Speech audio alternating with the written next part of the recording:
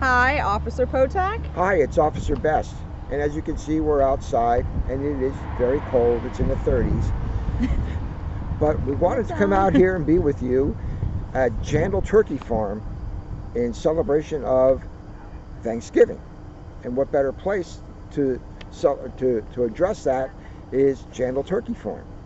Now, if you've been following us, you know that Officer Potak and I were out with the birds reading a few books there, but by the time you get to this one, it's a little bit more peaceful and a lot less chaotic. So, today's book is called The First Thanksgiving.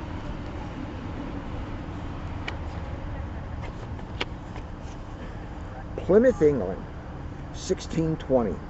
A ship is in the harbor, taking on passengers. The people going on board seem too poor and too ordinary to ever be famous. And yet their names are now in history books. Now, almost 400 years later, we still tell their story.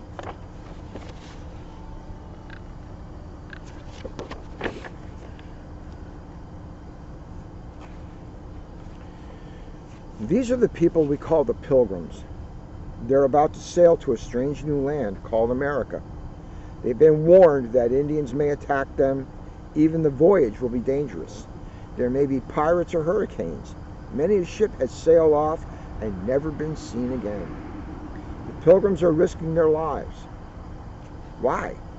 I love the animation.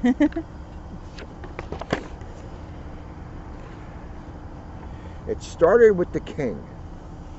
The king declared that everybody must belong to his religion. The Pilgrims wanted their own religion. They tried meeting in secret, but the king sent spies to watch their houses. He sent soldiers to arrest their leaders. Even their neighbors turned against them. So the Pilgrims decided to leave England.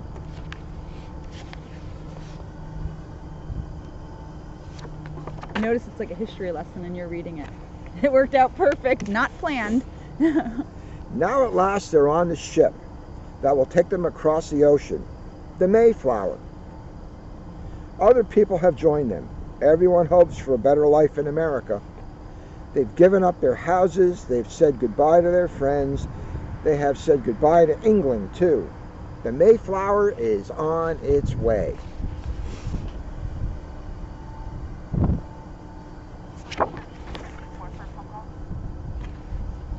The ship's crowded. There are 102 passengers in all. Most of them must stay in one stuffy place below deck. It's cold and damp. There's no water for washing and no toilet. Every day the Pilgrims eat the same meal: pickled beef, cheese, and dry, hard bread. Some of the bread is full of worms. Even the water tastes bad.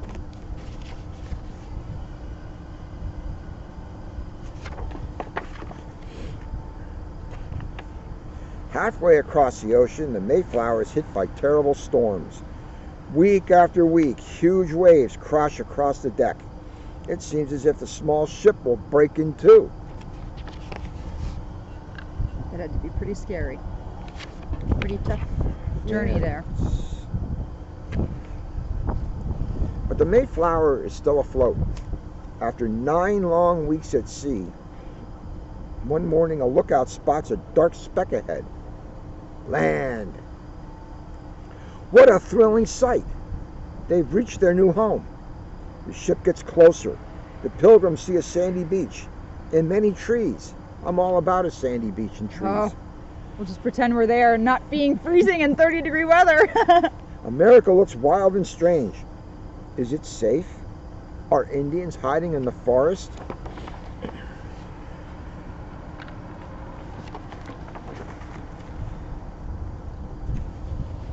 A search party goes ashore. The men walk along for miles and miles. Suddenly they see Indians, but the Indians are frightened and run away. The men keep exploring. They find wonderful things: corn, baskets, a spring. They take fresh water back to the ship. How sweet it tastes.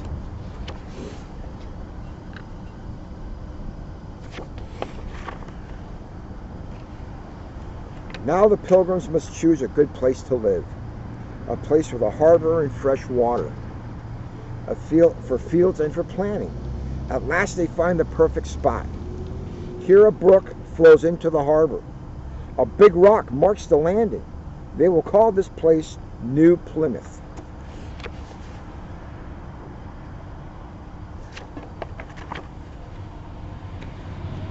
The pilgrims begin a new life in a new land. There is so much to do. They must build houses before they can leave the ship. But it's winter. Bad weather slows them down. It takes weeks just to finish one house. And there's hardly enough to eat. The pilgrims survive on food from the ship, roots, wild birds, and shellfish. How they wish for a dish of pudding and a slice of beef.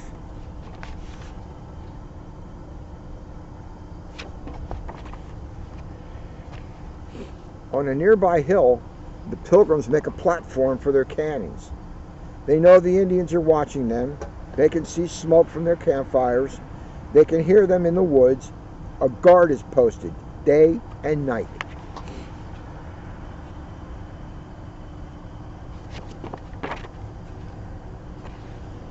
How hard that first winter is. Every day it's bleak and cold.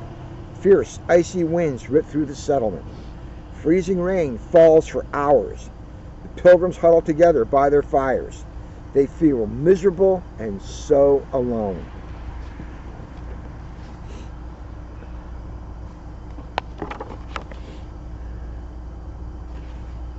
Almost everyone gets sick. Many people die. The small pilgrim band gets smaller and smaller. By the end of winter, only half of the pilgrims are still alive. The pilgrims must bury the dead at night in secret graves. The Indians must not know how few pilgrims are left and how weak those few really are.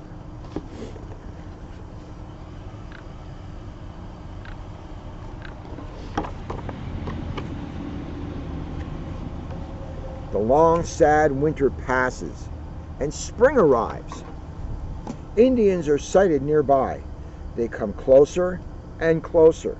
Then one day an Indian walks right into the settlement. The children are terrified, but the Indian smiles and says, "Welcome." His name is Samoset. He speaks English. He learned it from sea captains. The pilgrims ask Samoset many questions. They give him presents. They want to trust this friendly Indian.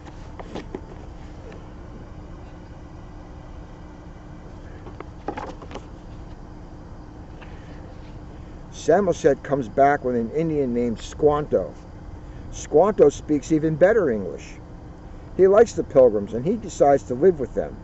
He shows them how to survive in the wilderness, how to hunt for deer, and where to find berries and herbs. He also shows them how to plant corn the Indian way. The Indians put fish in the ground when they plant their seed. The fish makes the soil a lot richer. Well, that's pretty smart. It's like a fertilizer for Yeah, it. exactly. Never thought of that. The pilgrims want to make friends with all their Indian neighbors. Squanto and Samoset tell them about an Indian king called Massasoit. He's a great and wise leader. Massasoit comes to visit Plymouth. The pilgrim governor bows and kisses the Indian king's hand. Massasoit bows and kisses the governor's hand. Then they talk together.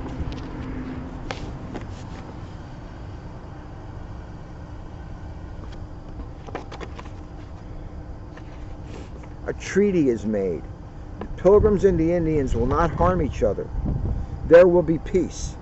The Indian leader draws his sign. The governor writes his name. This treaty is kept for 54 years. In April, the Mayflower sails back to England. The pilgrims are sad to see it leave, but not one of them leaves with it. They all want to stay in America.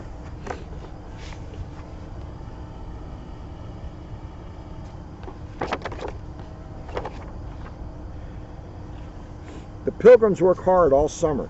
In the fall, the fields are full of good things to eat. It's time of plenty for the pilgrims. How thankful they are. They have food and shelter and new friends, the Indians. The pilgrims decide to invite the Indians to a Thanksgiving feast. Massasoit promises to come.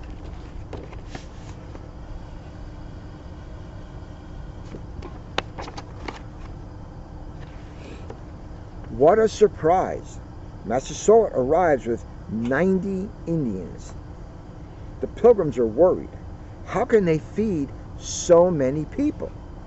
But Massasoit knows what to do. He sends some men into the forest. They come back with 5 deer.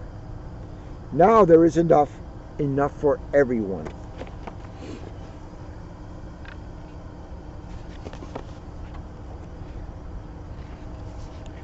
The oldest pilgrim says a prayer of thanks. Then the feast begins. Everyone eats so much: turkey, lobster, goose, deer meat, onions, pumpkin, cornbread, yes. Yeah, I love that. And berries. I don't really know about the lobster on Thanksgiving. You're not getting lobster at my house if you come for Thanksgiving. Nope. Yeah, well, they're along the seacoast there. I guess they can get lobster. The feast lasts for 3 days. People eat and sleep, then eat again. The Indians do special dances. The pilgrim men run races. They have shooting matches. The children play games like tag and blind man's buff. Everyone has a wonderful time. I like the eat and sleep part. I like that kind of day. Yeah, I hear you. As the years go by, more people from England come to America. The little town of Plymouth gets bigger and bigger. The children of the pilgrims grow up and have children of their own. And they have harvest feasts too.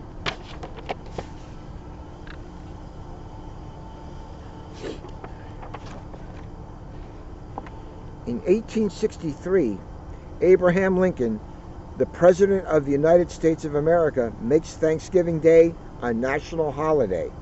The first Thanksgiving is never forgotten. And that is the first Thanksgiving. And this is our first Thanksgiving reading to everybody. It is. So that's pretty good. I like that. Yeah, I know.